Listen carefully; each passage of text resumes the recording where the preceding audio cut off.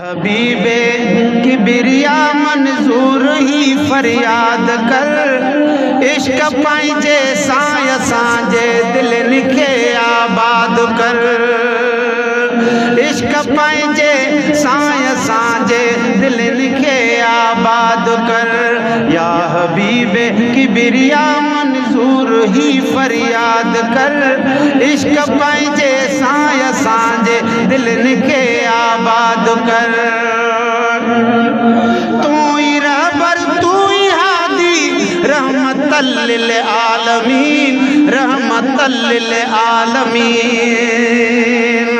पर अदब सवाद में चढ़ल हिन चोटा, काने कमी कूड़न के नाणो शानोटा।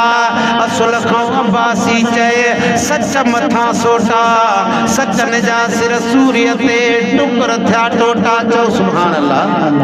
सचन जा सिर सूर्य ते अदा टुकर थिया टोटा, हीणन खे हमेशा मारन था मोटा।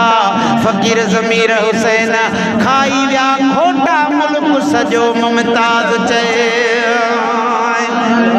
तू ही रहबर तू ही हादी रहमतल लिल आलमीन, रहमतल लिल आलमीन। बेहिदायत या नबी न तां जो को दाद कर, इश्क पंहिंजे सां असांजे दिलनि खे आबाद कर, इश्क पंहिंजे सां असांजे दिलनि खे आबाद कर। या हबीबे किबरिया मंजूर ही फरियाद कर, इश्क पंहिंजे सां असांजे दिलनि खे आबाद कर। चओ सुभान अल्लाह। अल्हम्दुलिल्लाह। असांजी सिंध जा ईअं मां चवंदुसि त तमामु बहतल नातवान प्यारा प्यारा फ़कीर मुहर्रम अली कोसो साहब ऐं फ़कीर ज़ाहिद अली मुगेरी हुसैनी साहब उहे बि पहुची आहिनि। महफ़िल जो मान चओ, शान असांजो तुंहिंजो मुंहिंजो शान। चओ सुभान अल्लाह। दौलतम चर साज़ जे कट साण दिल कटजी वई, कट साण दिल कटजी वई। आहे उहे बेॾिठ में आज़माए पए हयम जनते हाम, पेर कयाऊं पोइ ते मूंसां न गिड़िया हिकिड़ी गाम। हू था सुबुह सड़न साड़ में छुड़िया वतन शाम, ओ मीर मदीने जा जाम कर का माड़ ममताज़ चए।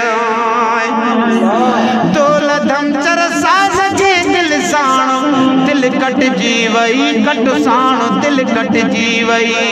फज़ल पंहिंजे सां करीमा दिल दुखी शाद कर, इश्क पंहिंजे सां असांजे दिलनि खे आबाद कर, इश्क पंहिंजे सां असांजे दिलनि खे आबाद कर। साईं वाओ गिफ़लत जी वधी वई, साथ नेकिन ख़ाशिनुम, साथ नेकिन ख़ाशिनुम। पाक पंहिंजे नज़र जोया सैयदा इमदाद कर, इश्क पंहिंजे सां असांजे दिलनि खे आबाद कर, इश्क पंहिंजे सां असांजे दिलनि खे आबाद कर। या हबीबे किबरिया मंजूर ही फरियाद कर, इश्क पंहिंजे सां असांजे दिलनि खे आबाद कर। तुंहिंजे अॻियां देर नाहे ऐं शहनशाह उमम, ऐं शहनशाह उमम।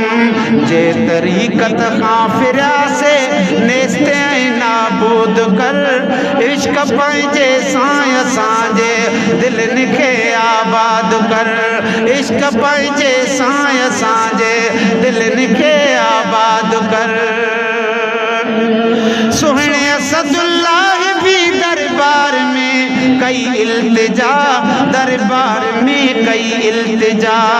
सदके हसन हुसैन जे, सदके हसन हुसैन जे सब गमन खां आज़ाद कर, इश्क पंहिंजे सां असांजे दिलनि खे आबाद कर, इश्क पंहिंजे सां असांजे दिलनि खे आबाद कर।